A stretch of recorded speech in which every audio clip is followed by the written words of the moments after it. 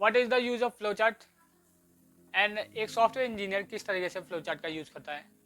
जी हाँ, इसी बारे में हम डिस्कस करने वाले हैं कि फ्लो चार्ट क्या है।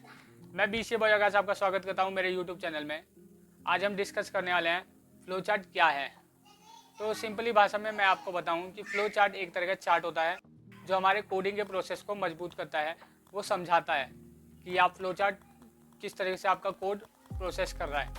अब आप कोड लिखते हैं तो कोड में दिक्कत आती है, डिबगिंग आती है, जिसको सॉल्व करने के लिए हम एक चार्ट के थ्रू समझते हैं, तो उसी को हम फ्लो चार्ट कहते हैं। अब फ्लो चार्ट में आपने देखा होगा जिस तरीके से एक हाउस बनता है तो उसके लिए एक ब्लूप्रिंट तैयार होता है, उसी तरीके से हम कोडिंग करते हैं तो कोडिंग के लिए भी हम फ्लो चार्ट तैयार करते हैं। फ्लो चार्ट जो हमारे कुछ उसमें सिंबल्स होते हैं, कुछ रूल्स होते हैं और कंपोनेंट्स होते हैं जिनको हमें समझने होते हैं। उस कंपोनेंट्स को हम समझेंगे तो अभी हम flow chart easy to understanding कर सकते हैं। फ्लो चार्ट में हमारा पहला सिंबल होता है ओवल।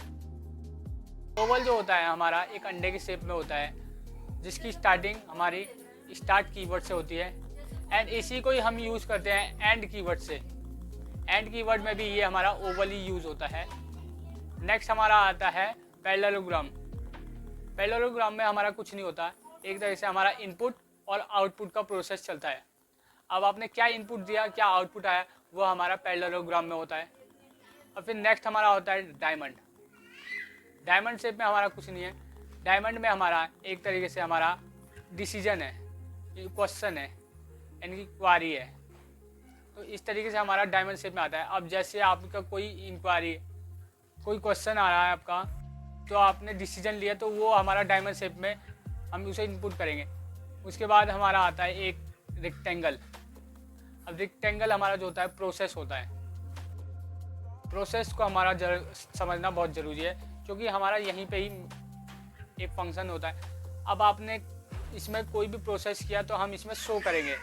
अब आप कोई भी नंबर इसको डिफाइन कर रहे हैं तो वो भी हमारा प्रोसेस में ही आ जाता है। जिस तरीके से हम num equal to A plus B करते हैं तो हमारा ए और बी प्लस होके वो हमारी नम में वैल्यू चली जाती है। नम में वैल्यू चली गई तो ये हमारा प्रोसेस हुआ।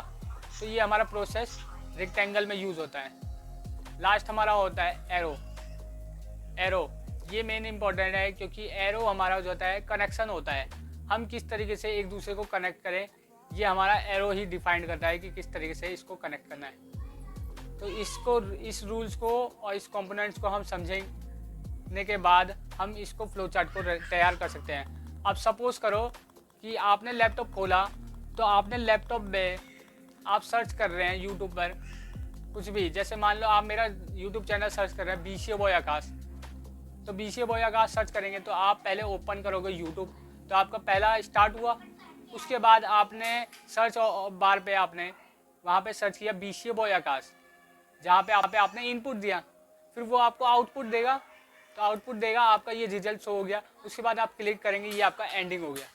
तो इस तरीके से हमारा फ्लो चार्ट भी यूज़ होता है। फ्लो चार्ट में हमारा फर्स्ट ऑफ ऑल स्टार्टिंग होता है, फिर होता है हमारा प्रोसेस, इनपुट होता है, आउटपुट होता है, फिर उसके बाद प्रोसेस होता है, फिर हमारा जो आउटपुट निकलता है, लास्ट में इसकी एंडिंग हो जाती है। इस तरीके से हमारा फ्लो चार्ट तैयार होता है। तो फ्लो चार्ट ईजिली है, आपको समझना आप ईजी कर सकते हैं। फ्लो चार्ट के ज़रिए आप अपनी कोडिंग को परफेक्ट और स्ट्रॉन्ग बना सकते हैं। इस तरीके से हमारा फ्लो चार्ट यूज़ करता है। उम्मीद करता हूँ आपको ये वीडियो समझ आई होगी, और अगर आप मेरे वीडियो में नए हैं तो चैनल को लाइक करें, शेयर करें एंड सब्सक्राइब करें।